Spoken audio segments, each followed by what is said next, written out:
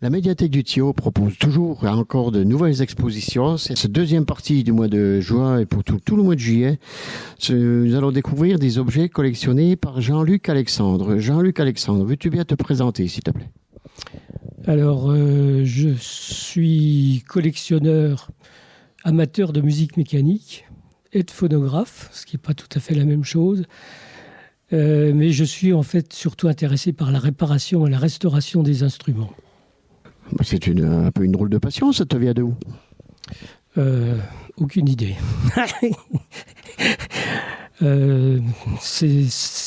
Ça m'a toujours... ces instruments-là m'ont toujours fasciné.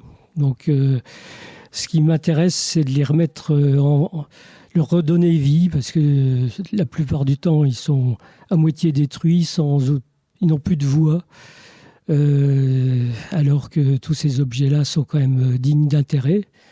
Ils permettaient de faire rentrer la musique dans les maisons avant l'ère du phonographe. Oui, tu nous parles bien à l'imparfait, parce que c'est vrai que c'est des instruments qui datent, qui ne sont pas du 21e siècle, qui sont bien avant. Ah oui. Les premiers instruments sont très anciens. La Lorraine, en fait, a vu naître la Strinette, qui est le premier orgue, en fait, mécanique, qui a été produit en grande quantité et qui est né à Mirecourt ou à Nancy. Il y a des discussions là-dessus. Mais à la médiathèque, alors, petits et grands pourront découvrir. L'exposition, là, elle est essentiellement centrée sur les enfants. Les jouets d'enfants les jouets n'existaient pas avant 1850 ou 1880. C'est le début de l'ère industrielle qui a permis d'en fabriquer. Et donc, les jouets présentés datent d'environ 1880 à 1930 le maximum, mais il y en a beaucoup d'avant 1900. Et certains, là, comme j'ai vu avec toi, sont vraiment des objets de collection. C'était des jouets un petit peu réservés à une certaine classe d'enfants. Oui, en particulier les petits orgues. Les petits orgues à hanches, à lame vibrante, étaient quand même d'un certain prix et étaient réservés en fait à la bourgeoisie et puis étaient présents aussi dans les châteaux. Mais je pense qu'il y en avait peu dans les Vosges. Mais dans les Vosges, il me semble qu'il y avait un beau petit orgue que tu nous as amené aussi et qui vient de Gérardmer. Là, je présente un orgue de foire.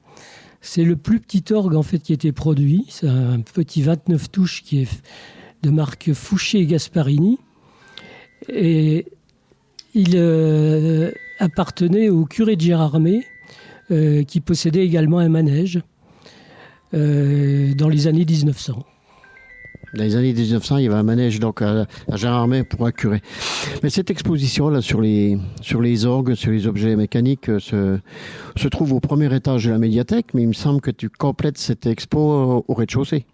Oui, il y a aussi une exposition sur les phonographes, donc sur les phonographes d'enfants, puisque c'est déjà très ancien également, puisque les premiers phonos datent de 1877, inventés par Edison.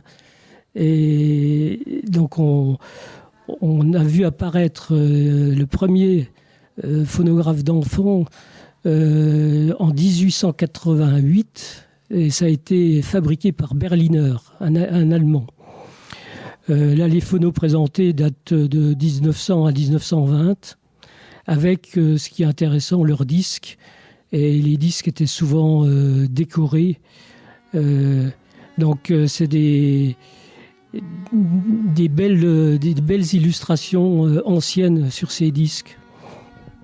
Je pense que ça va donner envie aux auditeurs de la radio de venir. En fait, du 19 juin au 31 juillet. Aux heures d'ouverture de la médiathèque. Voilà, exactement.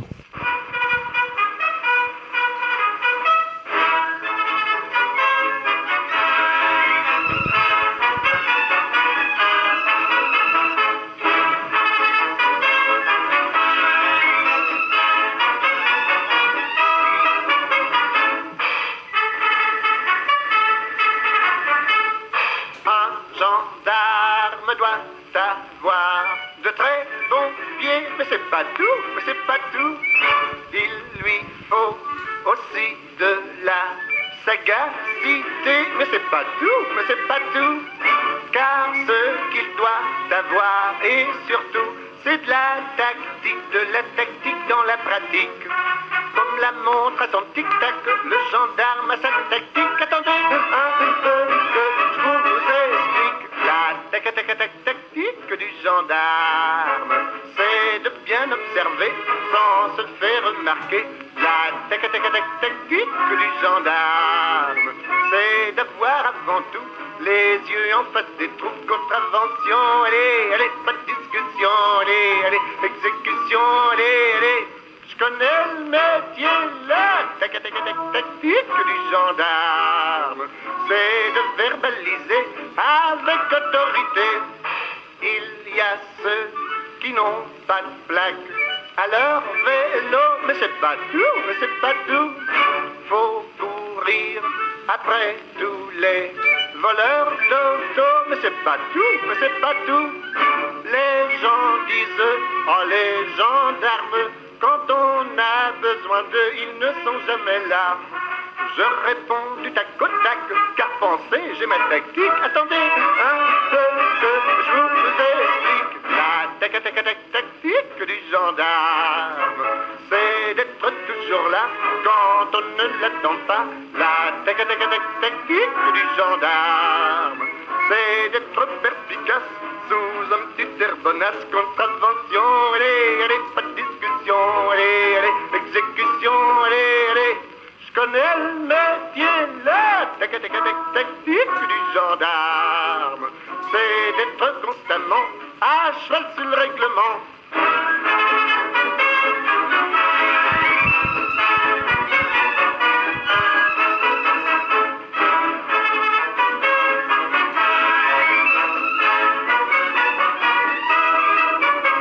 Contravention, allez, pas de discussion, allez, exécution, allez.